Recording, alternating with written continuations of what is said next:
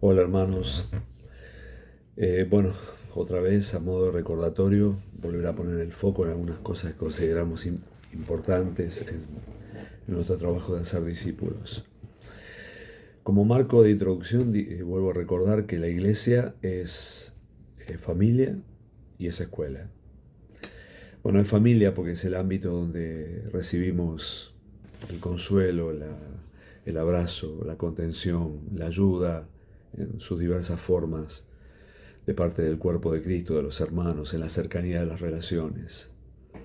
Y esa escuela porque es el ámbito donde somos enseñados, instruidos, donde aprendemos a vivir de acuerdo a lo que Jesús nos mandó que tenemos que obedecer.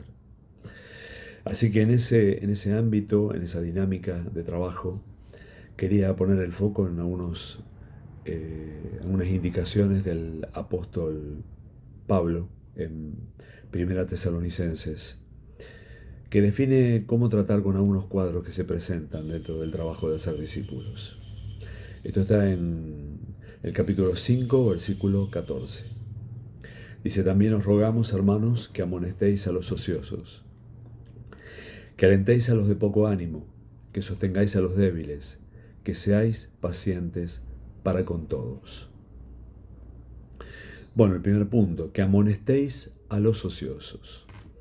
Quizá la palabra que se eligió, que se tradujo del griego al español, no es la más adecuada, porque cuando pensamos en ocio estamos pensando en aquel que no trabaja, que es irresponsable en su conducta laboral, pero esto es mucho más que la palabra abarca mucho más que eso. Habla del insumiso, el ocioso, el irregular, desordenado. Es como el soldado que se sale de la fila de formación, aquellos que son renegados, que no aceptan la corrección. Y nos dice que a los que andan así hay que amonestarlos. Y recuerdo que cuando pasamos a ser parte del cuerpo de Cristo ya perdimos la libertad de vivir como se nos da la gana.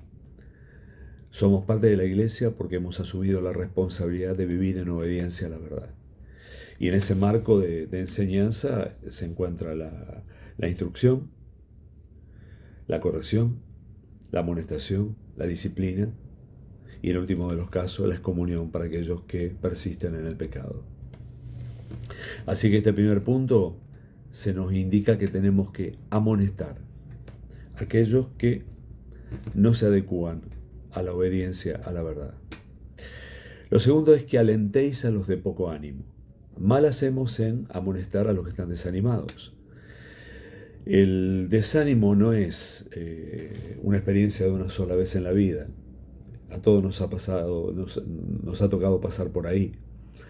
Enfrentar el desánimo cuando la adversidad, la enfermedad, la dificultad nos golpean y nos quedamos sin fuerzas y necesitamos el querigma, el abrazo, el aliento de parte de la iglesia, esa proclama de fe que restaura la alegría de creer, el gozo de la salvación.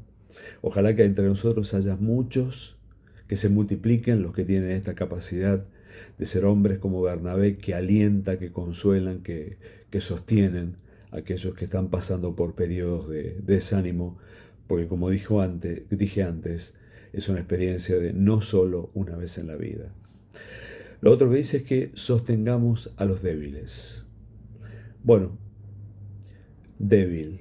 Débil es alguien que no puede sostenerse a sí mismo, alguien que queda derribado, alguien que fue golpeado, alguien que fue superado por las circunstancias. Y nos dice que a que los que están en esa condición hay que sostenerlos. Sostenerlos, aquel que ha perdido la capacidad de orar, pasar tiempo en oración con ellos. Los que han perdido la motivación por amar y leer las escrituras, bueno, tomar tiempo para leer juntos. Aquellos que han perdido el motor interior, que están debilitados, bueno, hay que sostenerlos. Es como que quien cae, derribado por la vida, por las circunstancias, y lo levantan entre dos y lo sostienen y lo llevan hasta que las fuerzas se van recuperando. Y eso no debería faltar entre nosotros. Tenemos que saber diferenciar el ocioso, el desanimado o aquel que es débil. Inclusive, aquel que es débil porque nunca parece terminar de entender lo que debe entender. Muchos no entienden porque escuchan pesadamente, como dice Hebreos capítulo 5, se hicieron tardos para oír, pero otros no terminan de entender porque quizás su condición de salud, su condición intelectual, su edad temprana o tardía, le permite terminar de captar todas las cosas que hay que captar, y con ellos tenemos que ser pacientes y tenemos que sostenerlos a lo largo del camino. Nadie debe quedar atrás. Los débiles no deben quedar atrás. Como se dijo, que el ritmo del paso lo tienen que marcar los que van un poquito más lentos, para que no vayan quedando atrás en la caravana, que nadie sea olvidado en la caravana. Y lo último que dice es que seamos pacientes para con todos. Pacientes con los ociosos, pacientes con los desanimados, pacientes con los débiles. La paciencia como elemento indispensable en la vida de un obrero. Nadie debería quedar descartado, nadie debería quedar olvidado. Por poquito que tenga para ofrecer, tiene que ser amado, sostenido, tenido en cuenta, y tenemos que dedicarnos con responsabilidad, con celo, con devoción a todos aquellos que son parte del cuerpo de Cristo. Tenemos que aprender a cuidarlo, como decía Pablo, que como la nodriza cuidaba con celo, con amor a sus propios hijos. Digo esto porque tenemos que aprender a diferenciar los distintos cuadros que se presentan. No tratar a todos con la misma herramienta, no usar la misma receta para todas las problemáticas, sino saber diferenciar las distintas necesidades que surgen, las distintas condiciones, y aplicar la medicina correcta para cada caso en particular.